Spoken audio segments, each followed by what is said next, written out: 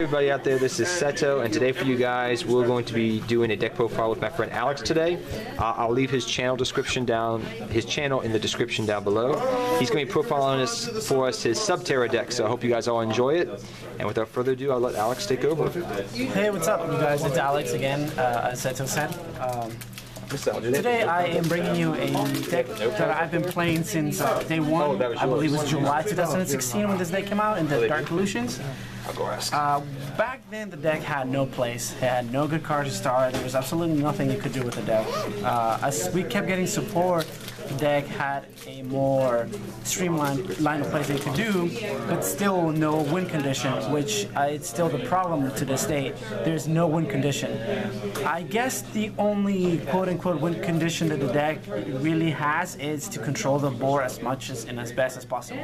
If you control the board, basically you flipping your opponent's monsters face down and like destroying them or banishing them, that's how you win most of your games.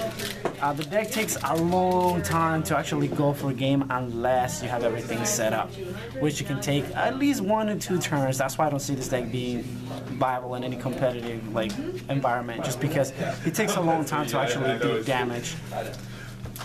I know a lot of you are going to say, oh, my list just kills my opponent, OTKs, this and that. Yeah, but that's when you have everything. Everything in your hand is just like literally the nuts, you know, everything's going your way, and that's the only way you're winning early. But the game takes setup, and if you have this card in your hand, then in your opening hand, you're going to do well.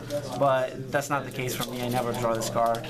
I guess it's weird. It's the best card, one of the best cards in the deck. We just got it. We should have gotten it 3 sets ago, but I guess Konami wanted to keep the final for the final set. Okay, enough rambling. I will start with the monsters. I am playing 3 of the most important monsters in your deck. Probably the only reason why I'm playing the deck is because the artwork alone just makes me want to play the deck.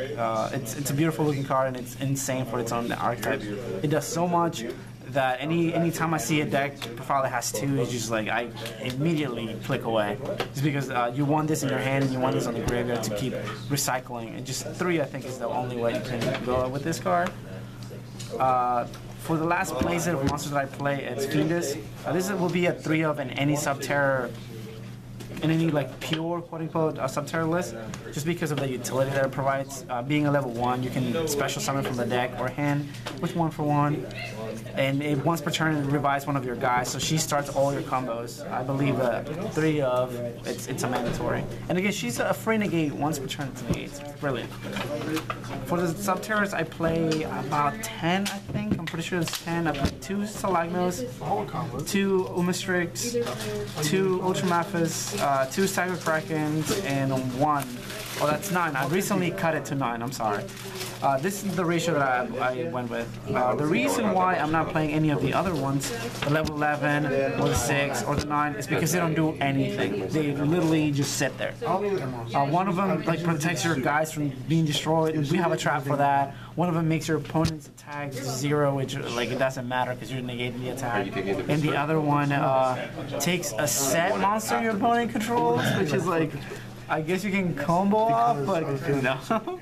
So I believe this is the right ratio because you want to at least have one of them in the hand and 1 face down.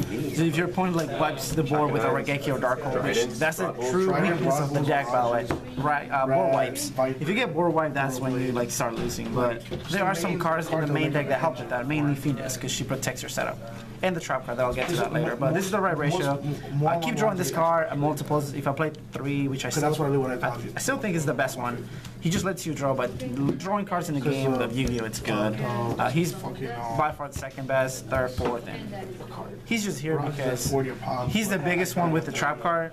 If you don't know what the trap card does, the 3rd effect basically combines the attack and defense of a monster and until the end of the turn. So this will become it becomes the biggest one at 5100. And again, he sends a warrior to the graveyard, and it sends the trap card that I will show later. So just the 1 copy. Besides that, in the future I see myself cutting this just because it doesn't really do anything, but I feel that having 8 or more behemoths is correct. So that's it for the behemoths. For the last Subterror monsters, I played 2 archers, not 3 or 1. One's not enough, and 3 is too many. And the reason why I'm not playing 3 is because I'm not playing the True King guy. I feel it's too cloggy, and that's not what the deck really wants to do. You want to control the board again. And if your opponent uses a board wipe while you have a warrior, you contribute 8 in another monster, any monster, and bring her out. And then the board wipe resolves, getting you a behemoth, so you can protect with field spells.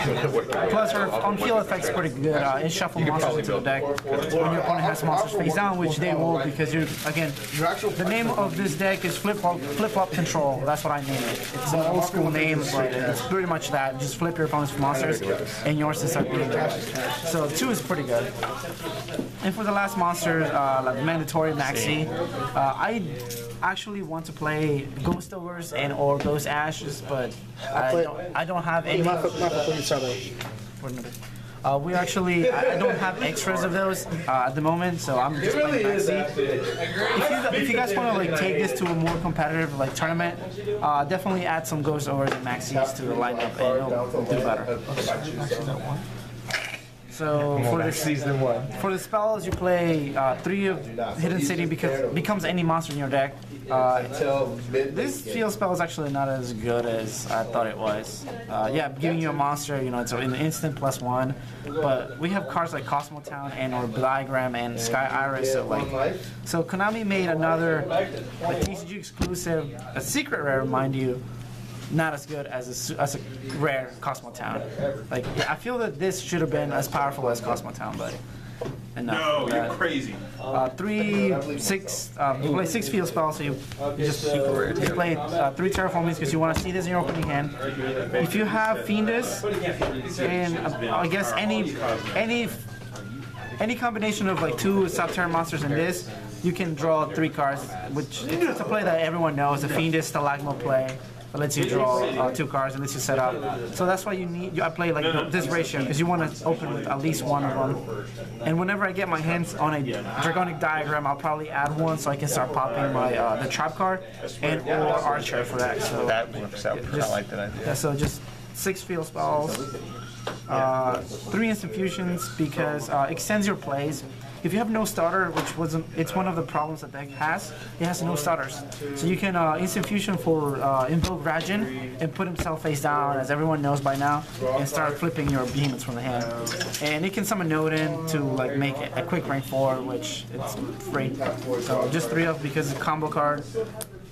2 Twin Twisters to fight the meta, quote unquote. You know, like it's good overall. It destroys your trap to get you a surge, or destroys your opponent's back row to ensure that your plays are safe. For the 1-ofs, 1-for-1 summons Fiendus. It's actually pretty good if you pitch a behemoth. Summon Fiendus, then it becomes +1, so it's pretty cool card. I still don't know why this card is legal. Anytime this card's in a deck, it just does something like target.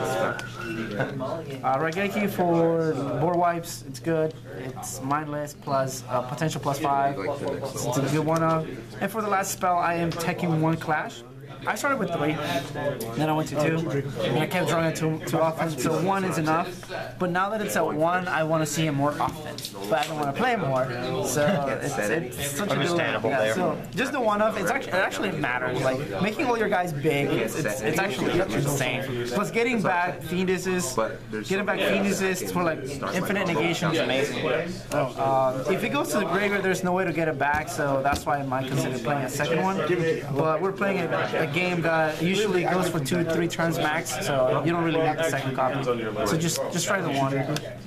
For the spells, for the traps, I'm playing the new card, pretty much what makes the deck even viable now. The fact that it resets itself, it's gimmicky. It could have been a continuous trap card, but it's fine that it's not because you can't get to a twister like that. But it has really good effects overall. Very, very solid card. The last effect doesn't really come up like often because your opponent won't really get a chance to negate your effects.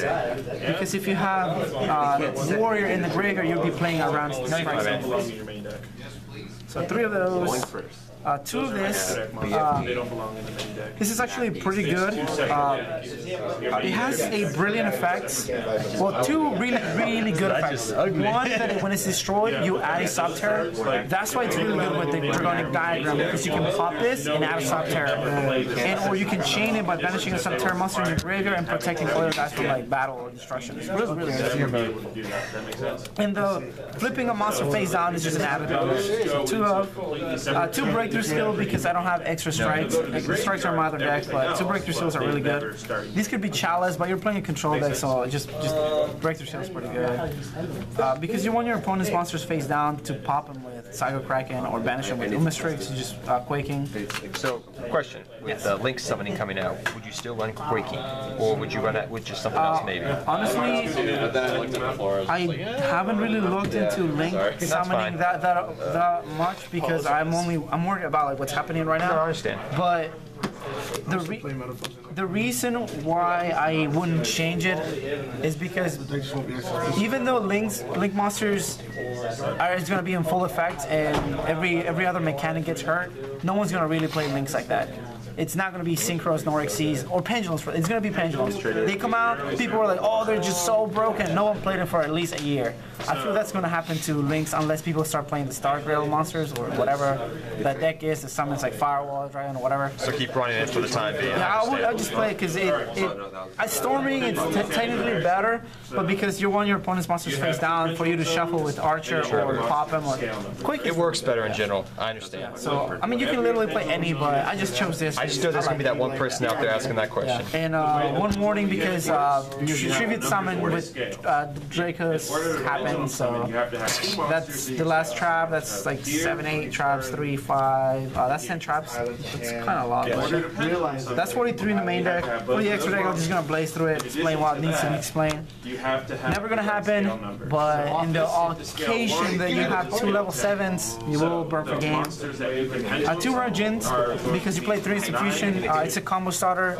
You start flipping them face up and face down. And if you stick this into the board late game, you win the game. You're going to start recycling your effects and putting your opponent's monster face up.